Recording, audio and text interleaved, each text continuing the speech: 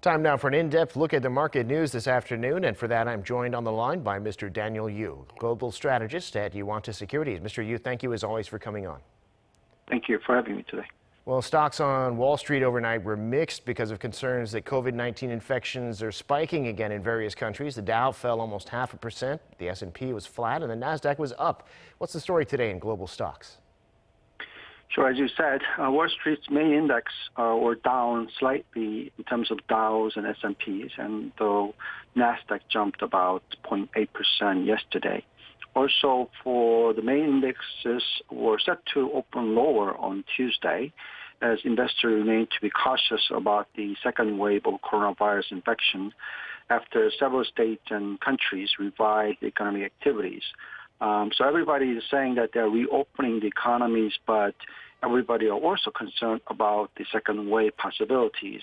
And if that is the case, the concern of the economic recovery might be delayed from previous expectation that sometime this quarter should be showing some recoveries, and third quarter will be a clear sign of a recovery. But still, everybody seems to be very cautious. This is not just happening for U.S., but it seems to be happening all over the world. As European market also closed slightly down yesterday, somewhere between 0.5 to 0.7%. And we did see Germany showing a rate of new infection accelerating after some of the easing of the coronavirus-related measures. It seems that that's the case for global overall. And that's why people are a bit concerned about the possible slowdown in terms of the economic activities again, and that resulting into a possible correction of the equity market. However, though, the level of the infection rise is not that significant per se. So I think that you just need some kind of excuse right now at this point in time for some correction after such a strong rebound from the bottom, somewhere between anywhere of 20 to 30% recovery for depending on the market. Well, now the KOSPI here in Korea was down sharply in the morning, recovering a little bit but still ending lower. Tell us about the local markets. Yes, as you said, U.S. Korean market followed the U.S. market, and actually it went down even further because of the possible additional infections happening. As much as 1% plus, but as of close, KOSPI was down by about 0.67%. Nasdaq was down by only 0.12%. The Korea opened in red on today after the South Korea reimposed lockdowns as a spike in new infection heightened concern of the second wave of the pandemics. The emergency of the cluster prompted officials to delay the reopening of schools by 1 week. Also, some of the data coming out from China, inflation seems to be below market expectation. China's the annual inflation fell to 3.3% in April, the lowest in the last 7 months from 4.3% in March. Clearly, everybody's been concerned about how strong the recovery can happen for the country like China, where it shows a much lower rate of infection happening after very strong numbers coming through in the first quarter.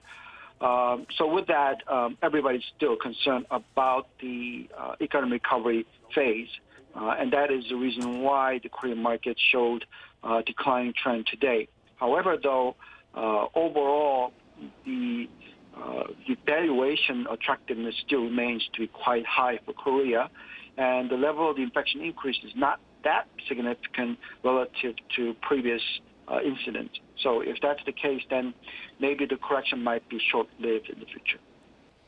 In terms of the impact, data show Korea's exports in the first 10 days of this month were down by almost half compared to a year ago. This is because of the pandemic, of course. But talk a little bit about that, and how do you think the financial markets will react to this? Well, I mean, the news already came through, and that's why, in addition to all these news of pandemic issues, Korean market did go down as much as more than 1% for both market of KOSPI and Nasdaq. Data that came out was on the first 10 days of May, but nevertheless, it looked quite horrible. If you look at the export numbers, contracted 46.3% per year, year on year. while the import fell quite significantly as well by 37.2%. By categories, the overseas sales of semiconductor fell 17.8%, so much less than the overall, while the mobile communication devices and the petrochemical products contracted by 35.9% and 75.6%. So clearly the oil-related part is the biggest decline.